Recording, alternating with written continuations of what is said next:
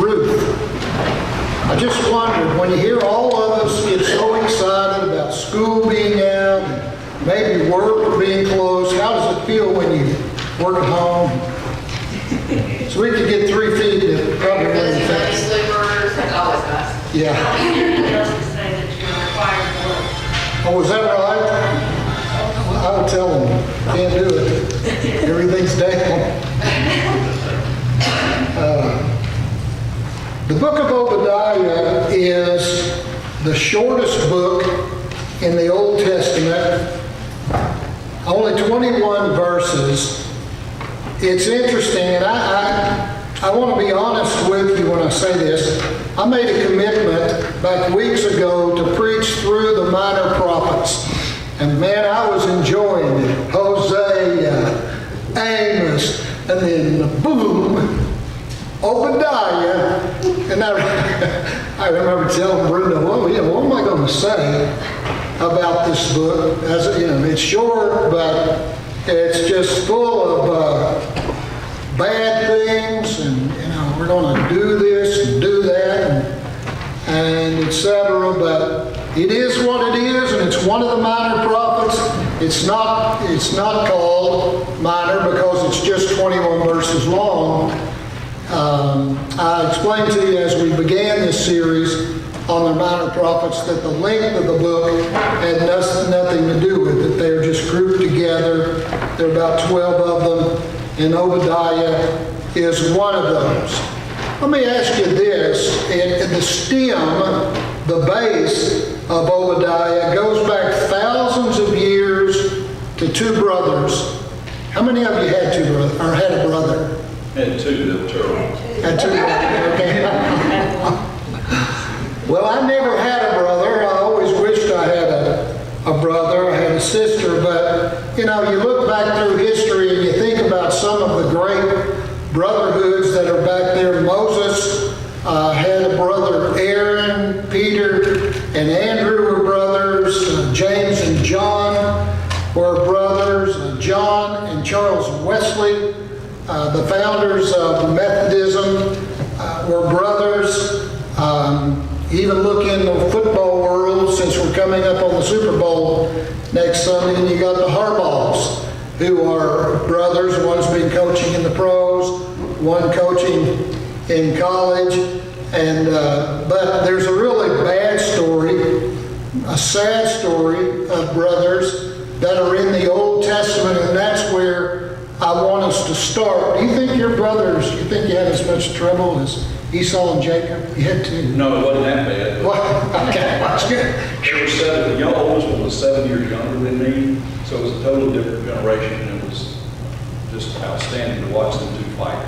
Okay, all right. Well, there was a lot of fighting going on with Esau and Jacob. I know we've studied this story a lot, but we have to begin there because it lays the whole base of Obadiah. You remember Esau was born first, then Jacob came along, and Jacob, in fact, the name Jacob is deceiver. And because Esau was born first, he was the one who was set to inherit the father's kingdom, we'll call it. Back in those days, the first son would get 2/3 of everything. And Isaac was quite a wealthy man. So that's where we are, or what we're talking about here. You remember Esau was the big old rugged-looking fellow. He loved to do outdoors things. He went out and hunted a lot. And so one day, the story is told that he was coming in from hunting, and he was totally wiped out, just as tired as you could be. He didn't feel like he could take another step. You were starving to death. But Jacob, being the deceiving one, had conspired with his mother, of all people. And so he fixed this fantastic, big, huge bowl of stew. And when Esau got back home, Jacob said, "Hey, I got a bowl of stew for you. All you have to pay me is your birthright." Esau was so hungry, he said, sure. Esau was always one of these people who, if he wanted it right that moment. He didn't want to wait an instant to get it. So here he is, sure, fine, you can have my birthright. And so he eats the stew, and then the story goes along, and Jacob then steals the blessing that Esau had been given. I know I've mentioned this several times. I'm going to continue to mention it when we get close to it. And that is the power of the word and the power of a blessing back in the Hebrew culture, the Old Testament culture. I could never understand how Isaac, who had been lied to and cheated to get the blessing from him, to be given to Jacob instead of Esau, who was supposed to go to. Isaac granted that blessing, while he could never say, whoa, wait a minute, you're a filthy liar, you tricked me, I'm taking that blessing back, and I'm giving it to Esau, who rightfully should get it. I never could understand that until I understand the power of a blessing and the power of the word back in those days. Let me step out of that for just a second and say in parentheses, parents, if you have a child, you be sure that you give that child a blessing. There's a great Christian book on blessing that talks about the role of parents in blessing their children, but that should be done. I can't tell you how many children have grown up and that word wasn't spoken to them, and the father maybe in his last days would say, I thought you knew, I thought you understood, I thought you knew I loved you. You know how many kids have grown up and gone through their whole lives without hearing the father say to the child, I love you. Oh, I thought that was understood. I thought my child knew that. Don't be one of those. You verbalize. You bless. And this is true if you're 90 and your child's 70. If you haven't, you do that. It's important. So we see here that Isaac had given that blessing. He had been tricked by Jacob. Esau was at that point out of the situation, and so he begins to move away in the story. He's moving away from Jacob and the family, and then later on, as we read through that, Isaac dies. The property, or 2/3 of the property, goes to Jacob, the trickster, the deceiver. Esau tries to come back around and make amends. They even say to each other, well, we're sorry, etc. But that didn't help, because the fact is, when that land, when Jacob became the owner of all that land, and we're talking about a massive amount of land and property, when that happened, Esau got that email that said, you're out, you're gone, you get off the property, you're no longer welcome here. Now, isn't that sad? Freeze in your mind for a second what happens there. We have Jacob, who had been the trickster, Esau, who had been the good boy, but now we see Jacob beginning to take up that position of hatred as well, and those early days of hatred are being sown right there. There are people in our community who have gone through that kind of hatred with a sibling or with a family member, and they're marked today. They are still dealing, even decades later, with those seeds that were sown in their minds and in their hearts. So Esau takes off. He leaves that ground that had been his family's, that now was under the control of Jacob. Again, let me say, under the control of Jacob. Again, let me say we're talking about a massive amount of land and property.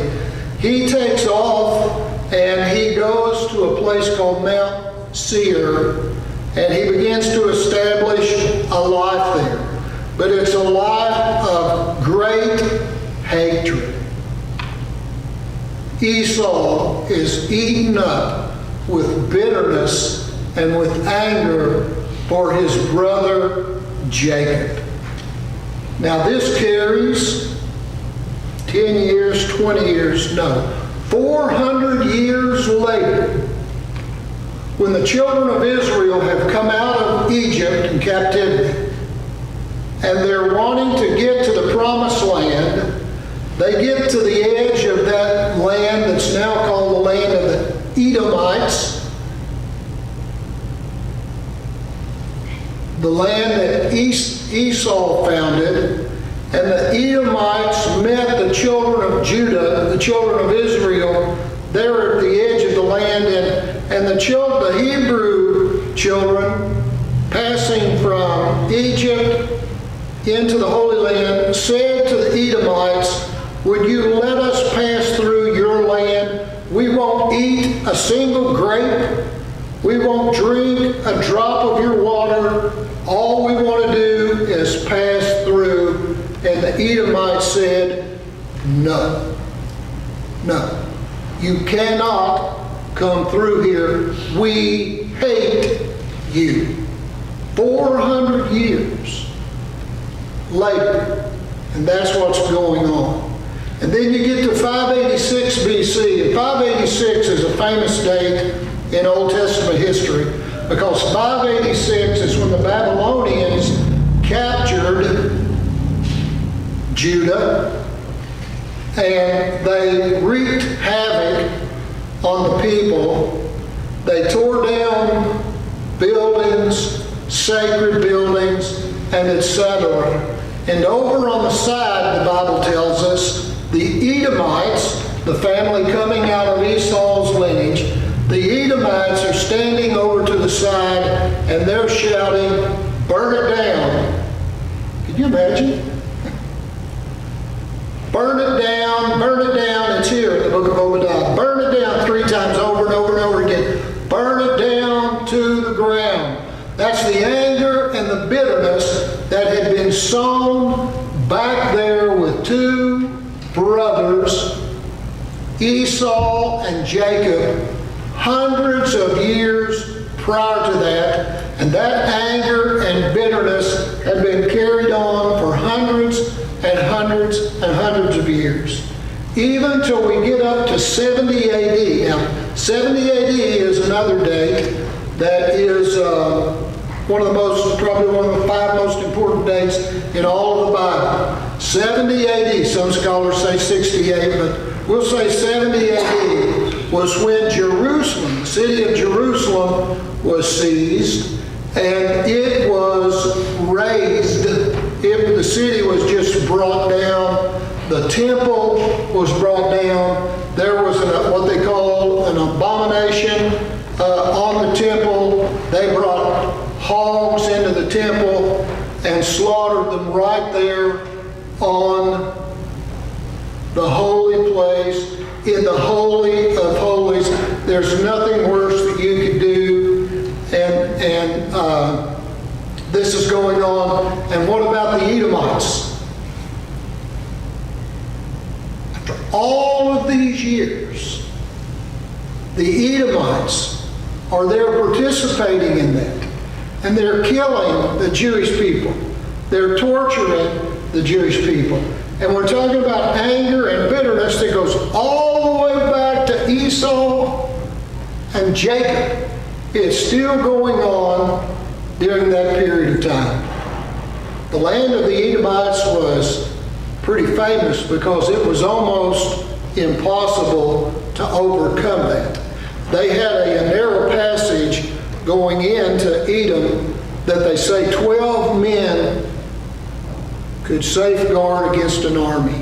It had such a narrow passage and such a deep wall passage. It was almost impossible to get in. That was Petra, the land of Petra. Petra means huge rock, and that's where the Edomites live.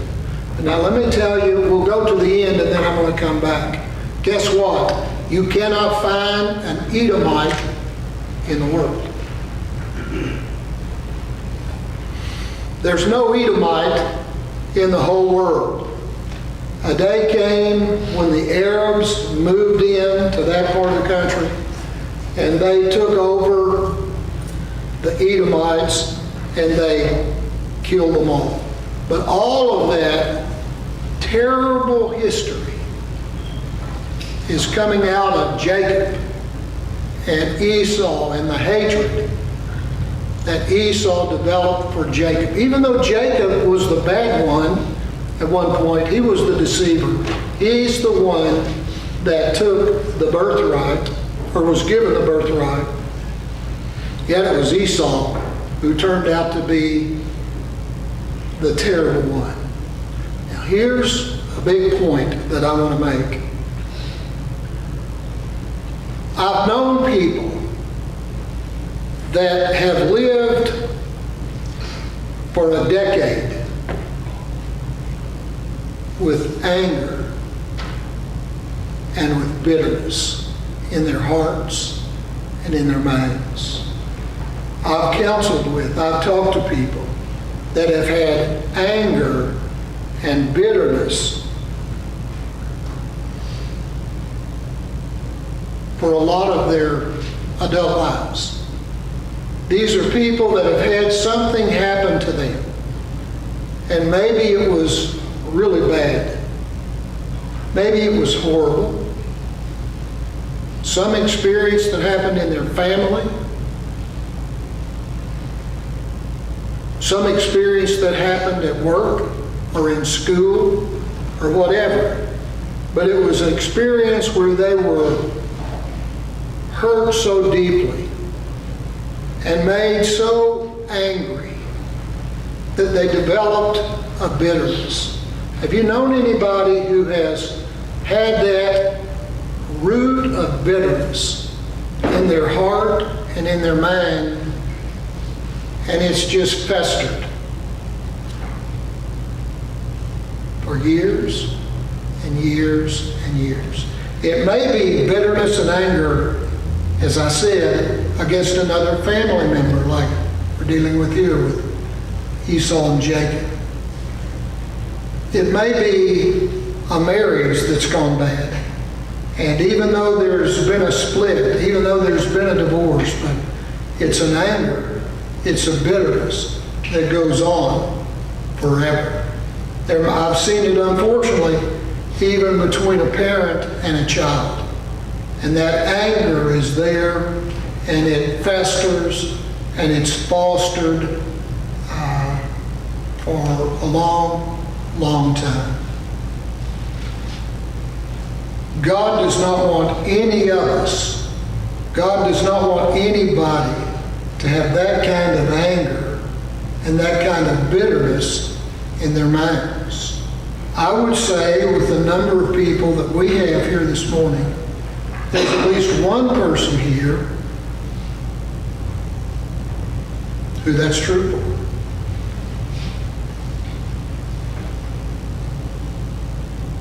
It may be something that happened a long time ago. And it may be something, and listen to me here, it may be something that you have a right to have been angry over. I want you to stay with me here for a second. But the Bible says, be angry and sin not. That's a anger, orge is that Greek word. And it's an anger for just an explosive anger that is then allowed to seethe, to boil, and to go. God told us in His Word, be angry. There are some things that we should be angry about. If somebody says to you that Christians shouldn't be angry, They just tell them, you're completely wrong. Jesus was as angry as can be. When he went in the temple, he turned the tables upside down, threw the money all over the place, turned the pigeons and everything else loose. He was angry. We should be angry about certain things. In fact, Christians should have a righteous anger about injustice. If we see injustice take place, we should have a righteous anger about that. When someone's being mistreated, Christians should have a righteous anger about that. Doesn't mean that we go out and let somebody have it, so to speak, or we go hire a hitman or whatever, but we should have that kind of anger. But the sin, the difference comes when we allow that anger to breed and to seed, and we feed it every now and then, and that anger goes on and on. Maybe it's 5 years, 10 years, or in the case of these young men, it goes on for a lifetime. That kind of hatred, that kind of anger has no place in a Christian's life. That's sin. Orge, that Greek word. Explosive, seething anger that we foster and nurture, that we go on, that goes on and on. I've talked to people about this, I've counseled with people about this, and I've had them say to me, but you don't know what they did to me. No, I don't know what they did to you. It sounds like to me that you've got the perfect right to have been angry and just explode. But you don't have the right to keep that and foster that all of these years. What do we do? What do you do if you've got that kind of anger and you're dealing with a situation like that? Something that happened in your life that was horrible. And what we read about this morning, that's pretty horrible. When Jacob tricked you and Esau gave up his birthright and etc. I mean, this is a pretty bad story. What do? I love that old hymn, and it's so true. We take it to the Lord in prayer. We take it to the Lord in prayer.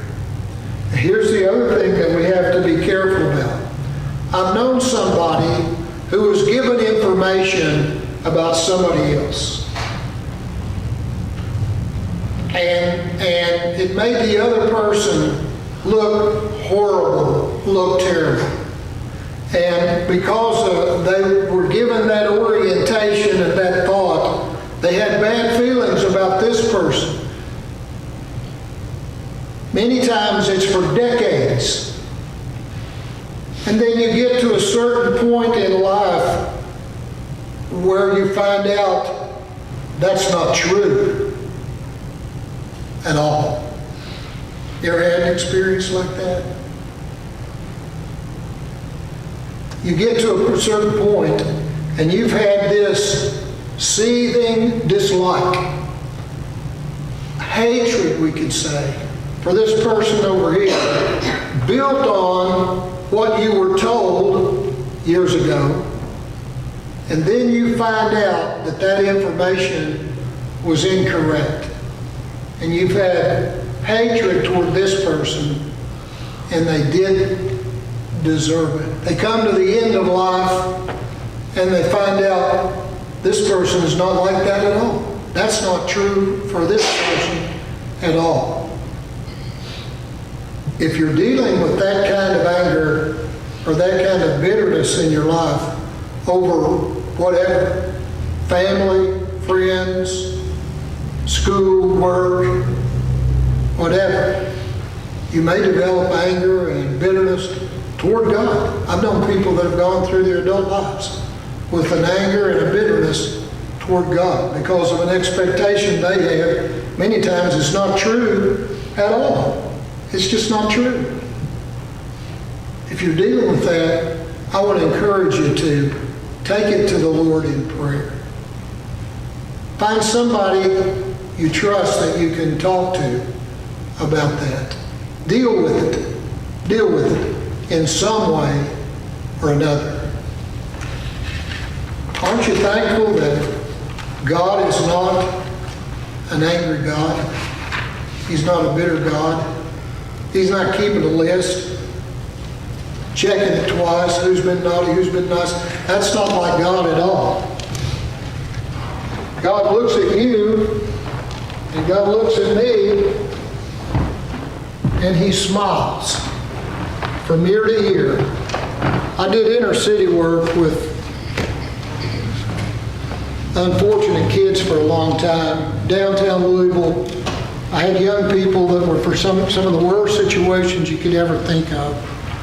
Mothers where there were prostitutes and fathers they had no idea who their fathers were. This one family I'm thinking of, there are 4 brothers. They each had a different dad. Mother was a prostitute. They had all kinds of stuff that they were dealt with. They were told every day of their lives, "You're no good, wish you weren't born." And they developed anger and bitterness and etc. And I loved telling them. I loved asking them and telling them. I'd ask them, I'd say, "Do you know what God does when He looks at you?" Hang their head like this. Say, "You know what God does when He looks at you? He smiles from ear to ear. This big when He sees you." God's smiling this morning. You might have all kinds of stuff in your mind and on your back. And you might think that you're lower than a snake's belly. You might have all kinds of anger or bitterness for something unjust that's happened in your life. All of that said, God looks at you and He's smiling from here over to here.